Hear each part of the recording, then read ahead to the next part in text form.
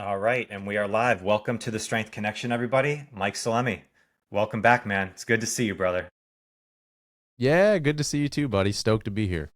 Yeah, this is the third time that we've got to connect. We did one before on the Breakthrough Secrets when I was doing the show with Chris, and then you got came in about 18 months ago on the Strength Connection. So this is technically our trilogy episode. So anything can happen.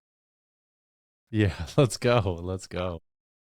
Yeah, well, I appreciate you coming on. I really loved following the work that you've done, not just with the Vital Man Collective, but your podcast, The Path, specifically for men specifically, but I think even women can get so much out of it. You just have a really good way of just breaking down not just strength on the physical or mental side, but really connecting all the different areas together. So I've gotten so much out of it. That's why I was pumped to bring you back on. So to kick this off, I want to talk about burnout. I want to talk about vitality, kind of a lot of the thing that are plaguing a lot of people nowadays. But I always know this starts from a personal journey. So I wanted to ask you, like, when did strength start to transcend from just the physical work you were doing as an athlete, even the mental side of like the discipline, into more of everything that you kind of see from health and vitality now? Was there a specific moment when you started to see I needed to make a shift in my own life if I want to be the man that I want to be? Yeah, so I was really fortunate because I had exposure to a lot of this material really early on. So the moment that I first got wholeheartedly exposed to this work, I was about I'm trying to think. I believe I was plus or minus 17. So when I was competing in a basement powerlifting gym, and then one of the members in the gym was like, "Man, you really love this stuff." Because the guys in the gym were feeding me so many books and they were taking me under their wings. And so they were introducing me to the work of West Side Barbell and just reading old time strength books. But one of the guys was like, man, you got to meet my buddy, Brian Champ. And Brian, not too many people know about him, but in the Bay Area, he was the very first, from my recollection, the very first Czech practitioner in the Bay Area, and especially upper level Czech practitioner. And at the time, he had a facility called Optimal Fitness Lifestyle Center. And it was rad because the whole facility, they didn't say it in this way, but it was really modeled after Czech's teachings. And so there was a lot of Czech practitioners there, hypnotherapists, chiropractors with a slightly different lens. There were energy workers, and it was like a mecca, a small mecca for all things performance, because he was a big strength and conditioning coach at a bunch of colleges. That's how I got into the collegiate scene, but also with a really holistic focus. So at 17, I went there, hit it off with Brian, and I started training him in the power lifts. And in exchange, he was running blood tests with me, saliva tests.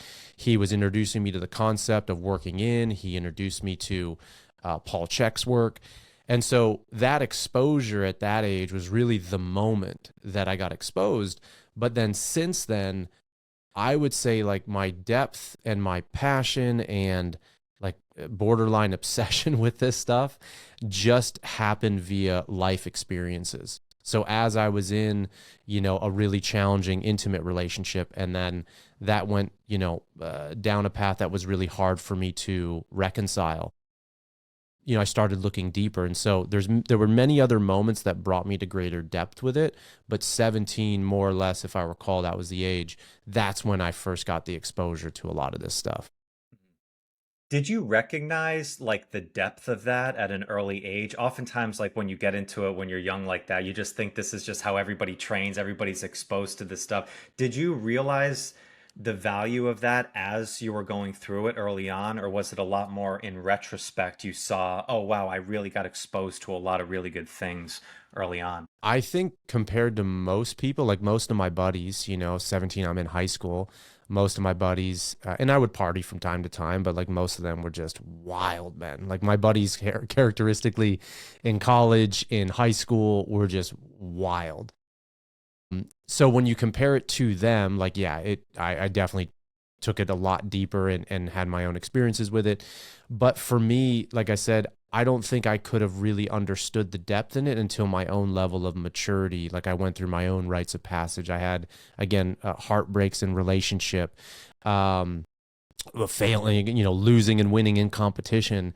But I would say at that age for a 17-year-old, like looking back, yeah, like I was, there was something about it that just drew me in. And also, what was it? Right around, I think this is right after 19. So at 19, in the teenage division, I won the bench press and the deadlift at the WABDL World Championships. And right after that, I realized, especially with the girlfriend at the time, or this was a year or two after that, I had a bunch of gut issues.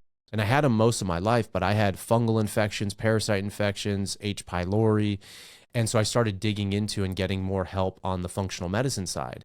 And so talk about like the importance of gut health and recovery. And I was early stage of stage 3 adrenal fatigue.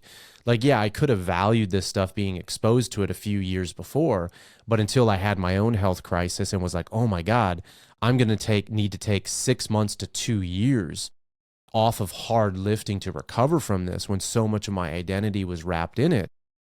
Like that level of depth and visceral understanding and going through that challenge, that was another thing that really deepened my understanding and respect. And like, oh man, this stuff goes so deep, way further than I can even imagine. But it wasn't until I was in it and had my own challenges with it that it started really surfacing. Experience is the teacher like no other. Mm-hmm. So now 20 years now in coaching, you've worked with thousands of men specifically, not just on the physical side, but on the work of mental side of overcoming burnout.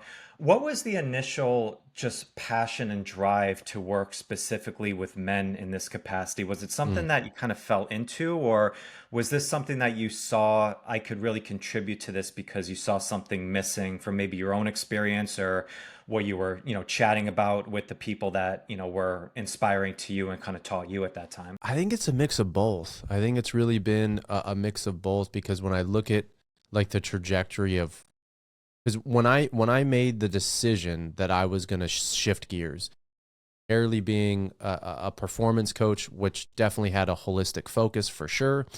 But when I made the big shift, like it came via, like I had already first been, even in that powerlifting gym when I was 17 years old, 14, almost 10 years in there.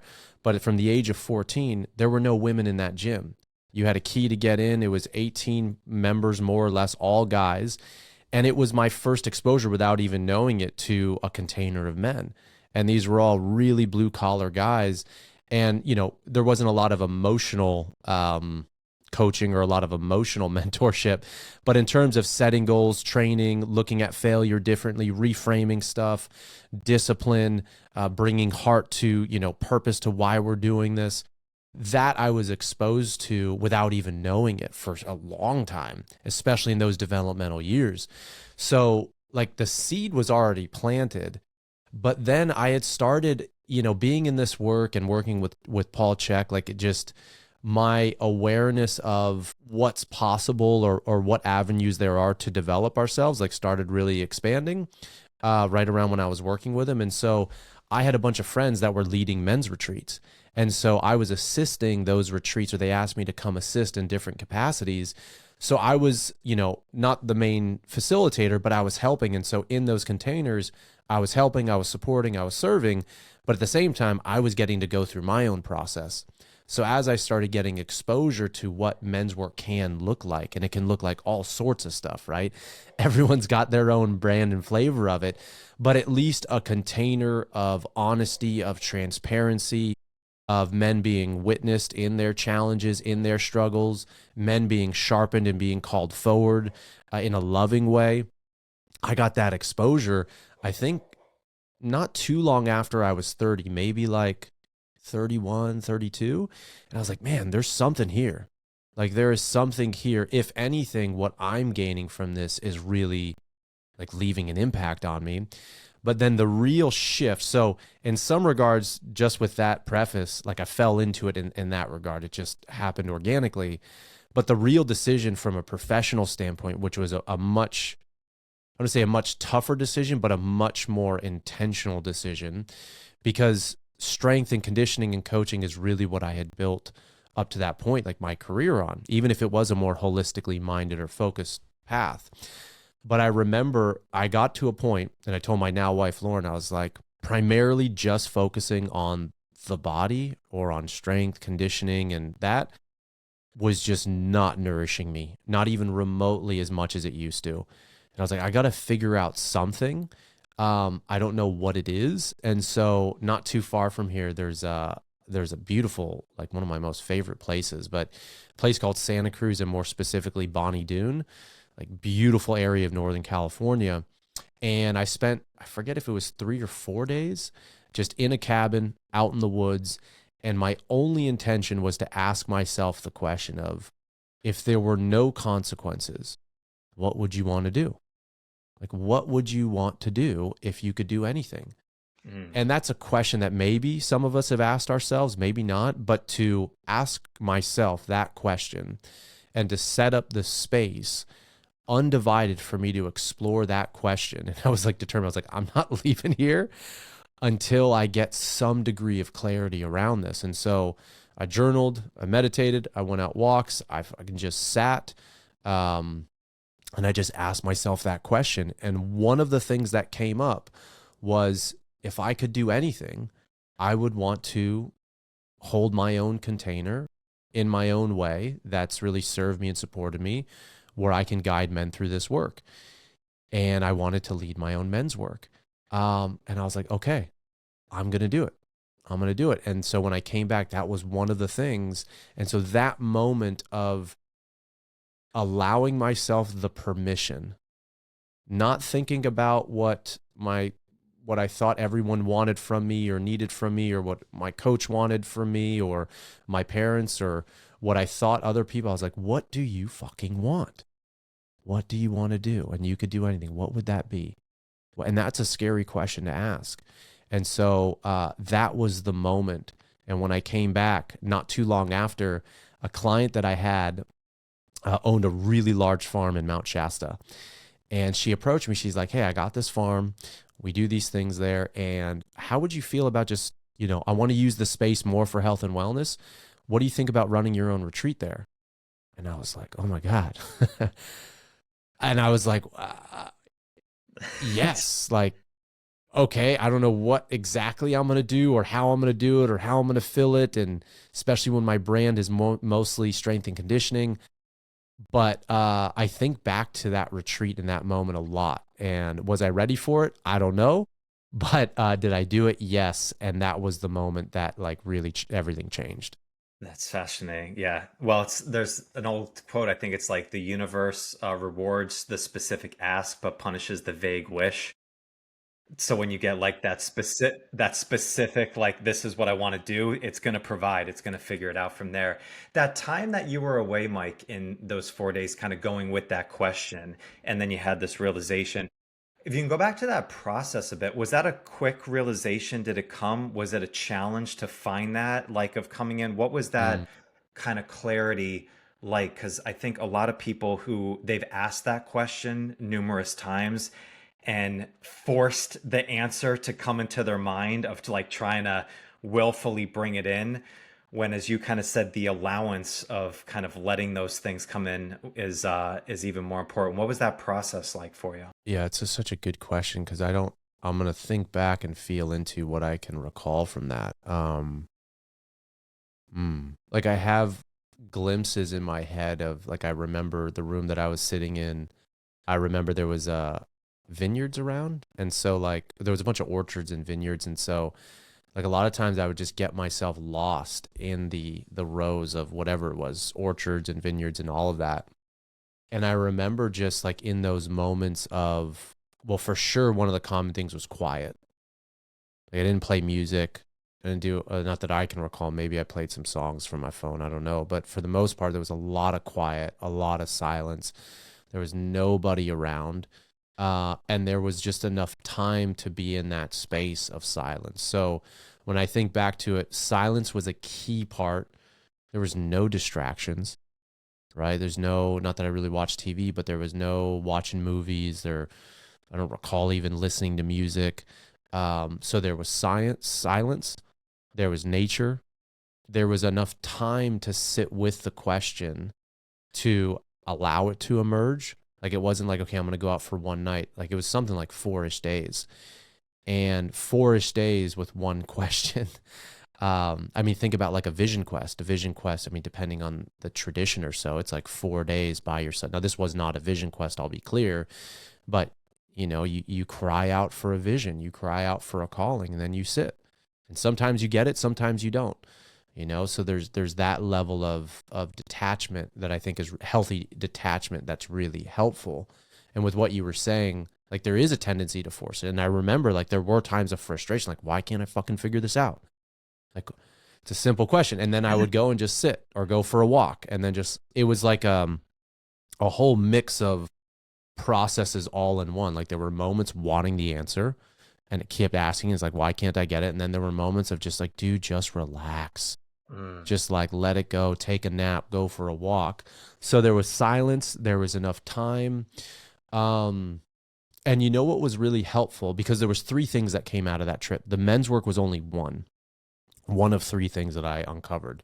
And maybe I would venture to say they're all connected, but I think the big thing was the permission for me, was allowing myself permission to dream, allowing myself permission to even just really ask the question from a really vulnerable place.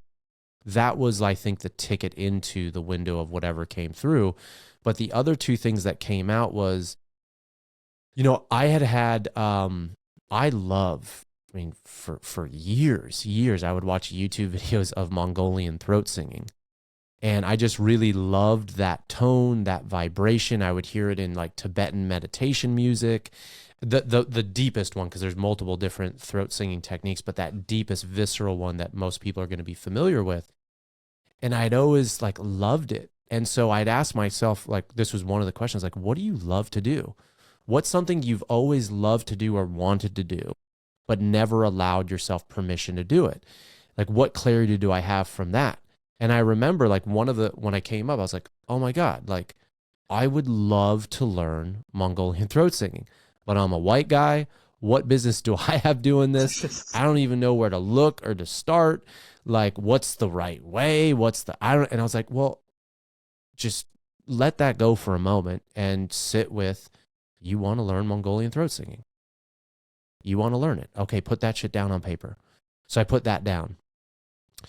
And then I don't remember if I went to the next thing or I started deepening that, because I did have my laptop there, and I started either right away or before the end of the trip, I started looking up Mongolian throat singing courses, and I signed up for 2 of them. And I signed up right away for 2 of them online. One was actually ended up being a teacher that I worked with for a year after that. So a guy named Jerry Walsh, you can find him on YouTube. Dude's phenomenal. And then there was one like taught by a traditional Mongolian guy. The Mongolian guy I didn't jive with. I don't think I just couldn't jive with the teaching style. But Jerry, I signed up. He has it's called an overtone throat singing course, super cheap if anyone wants to learn. And then at the time he was offering a weekly group class for 4 weeks, took that. And then I was like, this is awesome. This is when I got back home. And then I hired him for a year for once a week. So that was one thing. And then the other thing was, you know, in kind of a similar vein or a similar tone, I'd always wanted to learn the shamanic drum. Like I had been exposed to a bit of drumming through Paul's work, and I just loved that ancestral, ancient drum beat. And I didn't know much about it. And I was like, fuck, I want to learn the shamanic drum. Okay, you want to learn the shamanic drum. Okay, we got that down on paper. That's something that's true. You can't explain why. There's no reason. You just love it. You vibe with it. And the same thing was, what business do you have learning the shamanic drum? And I was like, well, it ain't for anybody else. At least not right now. It's for me. So I signed up for 3 shamanic drumming courses that I found online, canceled 2 of them. I went through the curriculum a little bit and I was like, this teacher, this style, just not too academic for me, not what I want. And then I found a teacher who still to this day is a friend and a teacher. He's the first guest on my podcast. That is how impactful he's been. And he's a shaman out of the UK. Yeah, his name is Yakov Darling Khan. fascinating. We actually virtual, like I hired him for multiple retreats to lead multiple guest elder sessions for the Men of Movement retreats I run. And so I took his program and then started working with him, and the simplicity, the depth. So those were two things that came up, and then the men's work also arrived in that. I just talked a lot there, so I'll pause, but Love it those are so some much. of the There, things that came through. well, I mean, personally, sound healing and just sound in general, something that fascinates me so much of why we connect, with it. Chant music is something that I'm exploring more personally myself, but the the allowance of permission. I want to harp on that. I think that's really interesting. Have you seen that as a common theme of the men that come to you in your coaching, in the retreats of coming in? It's because we live in this thing of thinking like, oh, like we're free, we can do whatever we want, but in our own minds, we often keep ourselves in this box of what we're supposed to do or what people think we're supposed to do, and not actually grant full permission to explore these other things that might be a little bit off. They might be a little bit kind of wacky or kooky, but opening that up and that allowance seems like it's something that could be really challenging for a lot of people. It certainly is, and it's one of the most valuable pieces of men's work. And and here's what I notice within the containers that I run, the ones that I've participated in, the ones that I assist in. Like, I'm immersed in this world now at every level, and I love it. And that piece that you just said there, men allowing themselves permission, whatever it is, to feel, to express, to be themselves, is one of the greatest gifts that a men's group can give. And for the guys that have challenge or struggle accessing that, first thing that I'll say is you are definitely not alone. Many of us men were not modeled healthy expressions of anger, healthy expressions, or even just the ability, if you have something that you have a deep shame about, whatever it is, we all have it. But whatever that thing is, one of the most healing things that I've ever seen and experienced is when a man can share the deepest part of something that they're holding, the secret that they haven't told anybody else. But when they have the freedom or the invitation, at least, to share that in front of a group of men who literally don't want anything from them, don't want to compete with them, don't want to conquer them, don't want fucking money from them, but that can just be there with them and just witness, not try to provide advice, none of that. Just hold them in that. I've seen it completely bust open men. But in terms of accessing that, because that's the hard thing, right?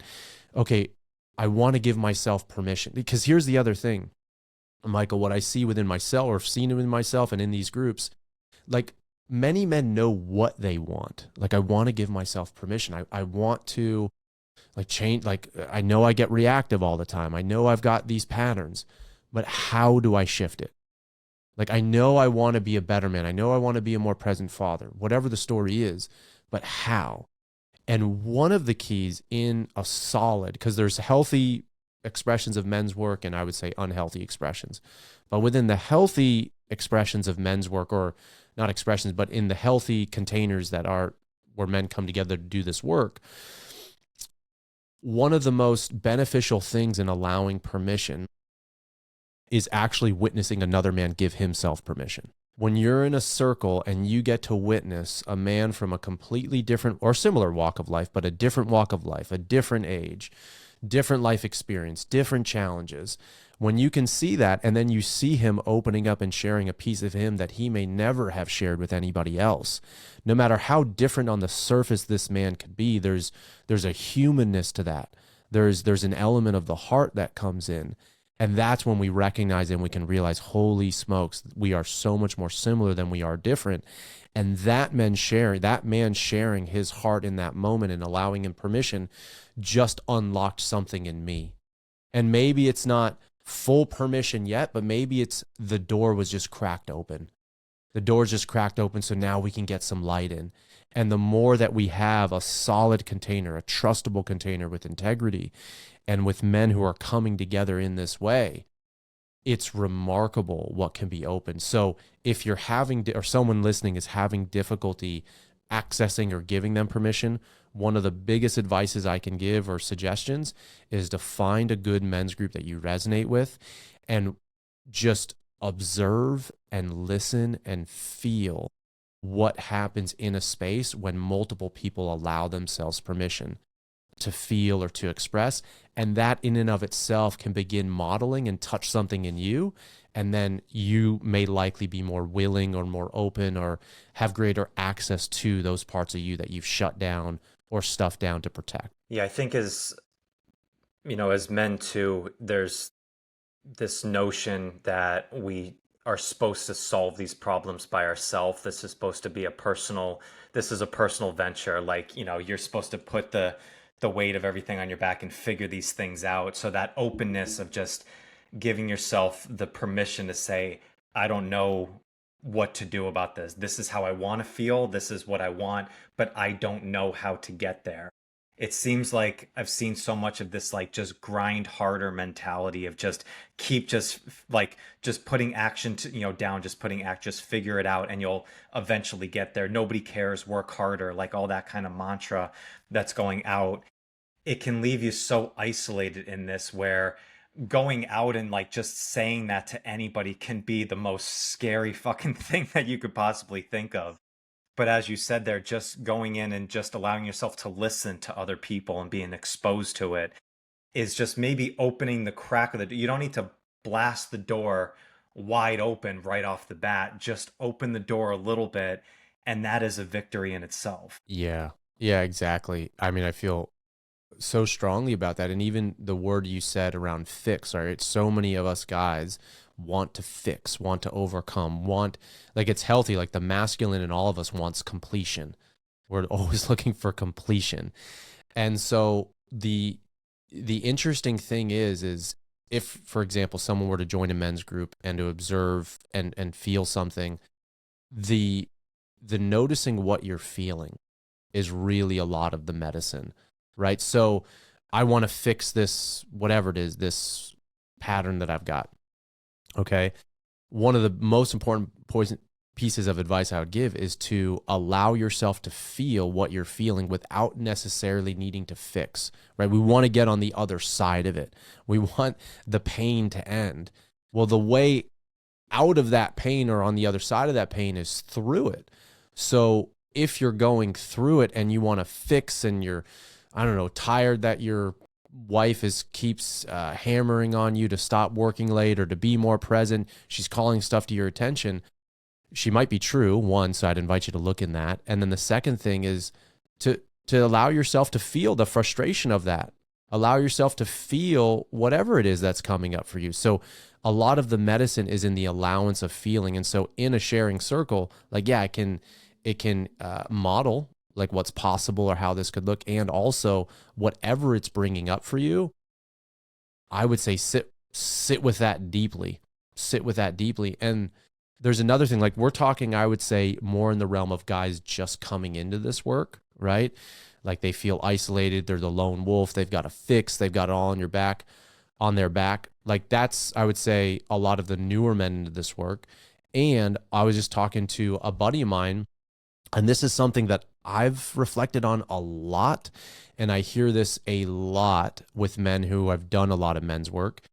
And it's this: many of us men who have at least been looking at more parts of ourselves and asking tougher questions and all of that, many times what we'll do is we'll say, no matter what the challenge is, okay, what is this here to teach me? What is this here to show me? This is this challenge or my partner in this time when she's, yelling at me or calling me out or all this stuff, like, okay, she's my teacher. She's my greatest teacher. What is this showing me? And I think that's a beautiful place to be.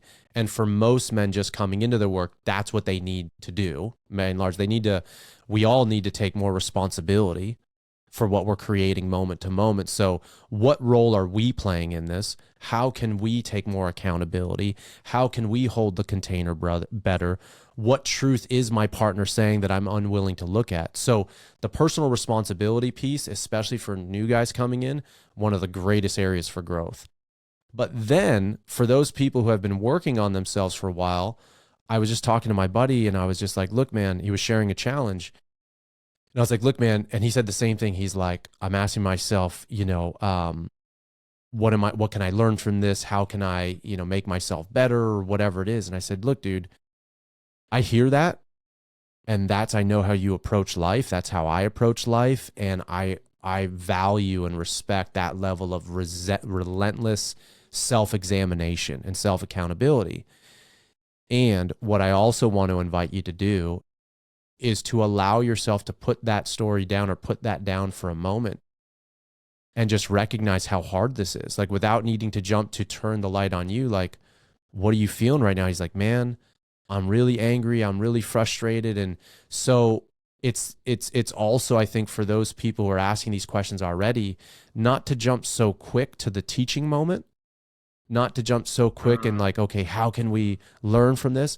But just to recognize, fuck, man, I am struggling. I am struggling, and it's okay to struggle. And maybe I have tried everything I can. Maybe I have done the 10 things already. And so to come to terms with that, as opposed to always needing to turn it into a teaching moment, may be the very medicine that man needs. That is such a powerful sentiment there, Mike. Because I think I've thought about this a lot recently too, about the continuation of the journey, and so much of we see is on the beginning steps, how to get started. We see this in the fitness industry all the time, right? It's couch to 5K. It's like get off and get everything rolling. But where so many people like start to fall back into the old patterns or really struggle, it's not at the beginning. It's usually somewhere in that middle. And I thought of this like with like in the Tao Te Ching, the most famous line of Lao Tzu is, a journey of 1,000 miles begins with a single step. And I was like, well, a journey of 1,000 miles also continues with a single step each time. It's like it's a continuation of that journey, and just that time to sit back and be like, yeah, you know what? This just really sucks right now. Like this is a challenging, and with not going into fix it mode all the time. Because let me ask you this, because if you see this with a lot of men, is that discipline and extreme discipline could also be a crutch, just like procrastination or like leaving things off, or like, not doing the things that you need to do. Oftentimes, like extreme discipline and awareness could also be a coping mechanism for things that you need to be aware of, need to solve as well. Yeah, you're speaking directly to me right now, or like the historic Mike, 100%. Right? Like many men, I think many men coming to at least my work specifically, whatever it is that I represent or the content I put out, whatever it is, there seems to be a lot of men that are craving structure, right? They need structure, whether they just didn't have it, they didn't have a present father, or they didn't have a father at all for whatever reason, or they didn't have that male role model that brings in or invites in that structure. So they're looking for that, right? They're looking to create that for themselves, which is beautiful. And discipline and structure work hand in hand. And I do think that discipline can ultimately be a freeing source for guys. But when discipline is too extreme, which is largely in my case growing up for a long time, it can turn into rigidity. So my pattern of being ultra disciplined can turn into rigidity, which also is a way to protect. And I'll give you an example, and then I'll share one of the things that I'm learning about this right now. When I was now there's the truth, there's a lot to this, but I remember as a kid when I was competing, and I was like, I don't know, like 18 or so. I remember every Saturday we had a squat day in the gym. We used to call it Super Squat Saturday. You never missed a Saturday. And I remember a prom that I was going to, and I went to the prom, and now I wasn't super mature at that. I was probably more mature than most, but wasn't super mature. And basically, I remember after the prom, the girl that I had taken, there was an after party, and so and I didn't tell her this until right before, which is totally my asshole move. But I was basically taking her to the after party and going to drop her off so I could get some sleep to prepare for Super Squat Saturday. And so I like left her at the door. She's like, wait, aren't you coming in? And I'm like, no, I'm going to go squat. Like I got to squat tomorrow, and you know how important this is. And she's like, wait, but you're not coming in. I was like, yeah, I'll just drop you off. Like have fun. And that was me at whatever, 17, 18. And I was like, damn, looking back, what a jerk move. But for me, it wasn't, I didn't even, I was so in it. I Yeah. didn't even have the ability to even, it's super selfish. Looking back, I'm like, damn, what a jerk. But that's how much rigidity I had, and how much, honestly, it was also a protective mechanism. Like, I didn't want to put myself in those situations and then lose control and start drinking, whatever it was that I was afraid of, or afraid of intimacy. Like, I've had large challenges with that growing up. And whatever that I was afraid of, again, there's truth to, yeah, Super Squat Saturday is important, and I can miss Super Squat Saturday. Right. Like, it's not gonna derail. But at that age, it was so rigidity, and it served me well from a lifting perspective, but didn't bring in balance or humanness in other areas. So I was way over indexed. So yeah, it can go into a protective mechanism. It can go into that extreme. But what I'm really learning, and I did an email on this literally, I think this week or last week, and I was like, I was feeling into this, and I was like, well, discipline's necessary, I think, for most men. I think it's really healthy. But what's either the next, I don't know if the right, I'm still working this out in my head and my heart, but like, what's the next progression of it? Or like, where can this go? And I realize it's devotion. Devotion. When we bring in soul and heart to something, discipline can turn into devotion. And so if I'm devoted to my wife, then I'm going to be more attuned to her nervous system. I'm going to be really tuned to what's the direction we're both heading, and are both people, having their needs met. But if I'm disciplined, for me at least, how I experience that, then it's going to be like, it often tends to start or be more of a head-driven concept. Okay, I'm checking all the boxes. Did I make lunch for my son? Right. Did I have family time at 5 p.m.? Did I shut off work? And it's just a different energy from bringing devotion into the relationship, or devotion into my training, or devotion into my work with clients. It has a different energetic signature for me than discipline. So that's one thing that I've been working through. And that's what I'm striving to, is like, how can I bring devotion, like discipline, devotion, into more aspects of my life so that it feels more heart aligned and total body into it. I like the word devotion because I think devotion also allows for the chaos of what might go on throughout the week and try and move you off path. I think of it like a train track versus a highway, right? Like if we're so rigid in our discipline, it's like we're on a train track, and anything that moves at 1 degree versus the other, we think the whole train is going to derail. Versus if you're driving on a highway and you have multiple lanes, sometimes you need to shift lanes. Maybe you go into the left lane and you're pushing for a season of progression and speed. But other times you need to be in the carpool lane where it's allowing for a little bit less speed. You're still going forward, it's still a progression, but it might be at a different speed that's going on there. So I think of this where like a lot of the stuff with intuitive training and kind of intuition, I think plays well into devotion, Mike, where you think of it like if you learn a brand new sport, right? First, you need to learn the structure and like the rules of playing basketball. You need to know the out of bounds. It's a 10-foot hoop. You probably should know how to dribble with both hands and make a layup. But then all of a sudden, when you become LeBron James, it's a lot more about creation and how to play inside of those rules. Like you're still playing within certain rules, but you're so devoted to like your craft that it allows you to play a little bit more inside of it. And there's a quote that I got from you, which I love, which discipline without play equals burnout. And I think that's where a lot Mm. of times we flow into, if you're so rigid, that's what eventually leads into these things called burnout, or I need to take a break of something like that, because we're not allowing that aspect of play, a little bit of creativity inside of that. Does that make sense? Yeah, I love that, man. Yeah, I fully agree. Yeah, devotion being a practice, because it is like being a parent is chaotic, like, or has moments of extreme chaos. Like the house is never clean, or it's clean enough. And, my son having meltdowns, and just me throwing the playbook out the window and just recognizing like, hey, he's just got those big emotions right now. And he just changed his mind 50 times in the last 5 minutes. And I'm just going to be with the uncertainty, with the chaos, and also recognize, especially with my son, like play is the key. Like, how can we make this play? That is such a reminder for me. And play for me, going on the extreme of the discipline side, right?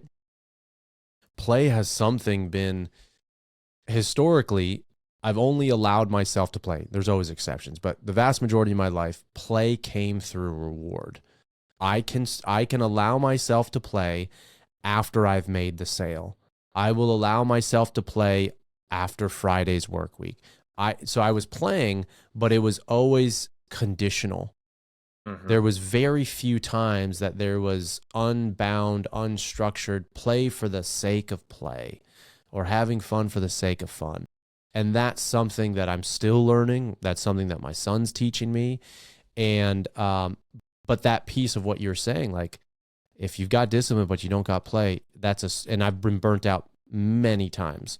So I love that equation. I think that's a beautiful go back to simplicity. Like that's a really simple, very deep and accurate way to describe it. No, that play for the sake of play and not adding a production value to it is something I've been challenged with that myself, in a growing stage of business and, working over the last few years, like that reward system. This is another thing that I've learned from you. Like we think of self-compassion as always a reward. It's like, no, it's not a conditional thing where to just allow yourself to even ask a question, go to like a men's group, take your eye like off the ball. Like it doesn't mean everything's going to fall apart. I think that comes more from a scarcity mindset rather than abundance, where which I've fallen into play numerous times. But I want to ask you one more thing here because I know we're running on time here. Isolation versus solitude. I think this is a really interesting thing Mm. specifically for men. Um, where solitude is a really powerful practice, but I think it often gets disguised with isolation, and it's much easier to feel isolated.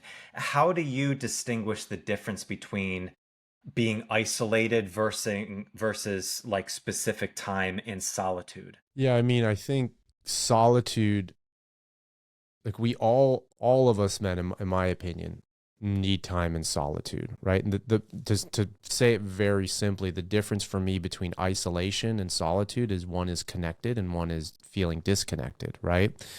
Like no surprise, like we are the most connected today we've ever been via social media, via just how life is, the proximity. You can call anybody at any time. And yet, why do we like the number one thing? It may not be the primary reason, but the number one thing that I hear on almost every single, this is no exaggeration at all, almost every single discovery call that I have with guys before men's groups or whatever is the feeling of alone or isolated. I'm isolated or I feel alone. I don't have, even the relationships that I do have do not feel nourishing. Like they're superficial, or I'm longing for depth of connection with other guys. I just don't have that level of depth that I'm really needing and craving, and I feel alone. So that's isolation. But solitude, like for example, the last retreat that I led, they're always out in Mount Shasta, but this one was a little bit different because I had partnered with a gentleman named Tim Corcoran. And Tim Corcoran, there's two Tim Corcorans, actually, interestingly enough, who are doing the exact same work and have been for like over 30 years on the West Coast. And I was working with both of them, not knowing that there was two until I met the second one. Wow, it's like But you're this guy, Timmy, you're gonna be Tim, you're gonna be Timothy. yeah. And so this one out in Mount Shasta, he runs an outdoor school called Headwaters. And he's been leading men's work for over 50 years. He's in his 70s. He grew up on a reservation. He did his first sweat lodge at 10 and then knew at 10 years old exactly what he wanted to do. And so since then, he's been a survival expert. He would find, like when people get lost in plane crashes and all of that in the mountains, he would be a tracker. He runs survival school, wilderness rites of passage, nature's connection. That's all he's done all of his life, right? And so I brought the guys to do a retreat there. I had done a sweat lodge with him in the past. And this retreat it's still men's work, like it was still my flavor of men's work. But the big element that I wanted to introduce was nature connection. And one of the things that we did there, which I loved, was a mini sample version, but it was one of the hardest things that all the guys did, was I think we spent 5 hours on like a mini vision quest. So what we did was Tim gave some instructions. He's got beautiful land. I think it's like 40 acres. And all the guys would go out and find their own sit spot, their own spot where they get to sit and observe and listen and connect to. And it's their spot, right? It's like you don't change sit spots with someone else. And so ideally you don't see anybody else. It was in the evening. I think we started around like 6 p.m. as it was starting to get dark. You find your spot and then you just sit. You sit and you listen. And you really don't do anything. You just wait and listen and breathe. You can think, you can do whatever. But we spent about 4-ish hours when I sounded the drum around midnight, plus or minus, to call people in. We went to sleep because it was late. But then when I checked in with guys the next morning, I was like, how did that go? The amount of guys that said it was one of the most challenging things they had done and how close they were to giving up and, finding me or just calling it quits. They were like, they were like, one dude in particular, I'm thinking he was like, I was literally seconds away from tapping out, like seconds away. And then all of a sudden I hear your drum as you're walking through the property. And he's like, wow. So in solitude, we get to actually listen.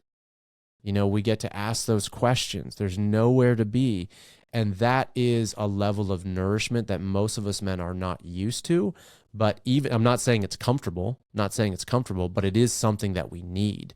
And so in those areas, that's why more time in nature is going to be, it's blew me away so much that is now going to be like my next curiosity or my next evolution, whatever you want to say, of where I'm going as a man and also in facilitation is to include more intentional uses of time in nature because of the solitude piece. Again, not necessarily the comfort piece, but what true solitude, true solo time where we can connect and ask and feel and be with ourselves is just totally different than isolation, if that makes sense.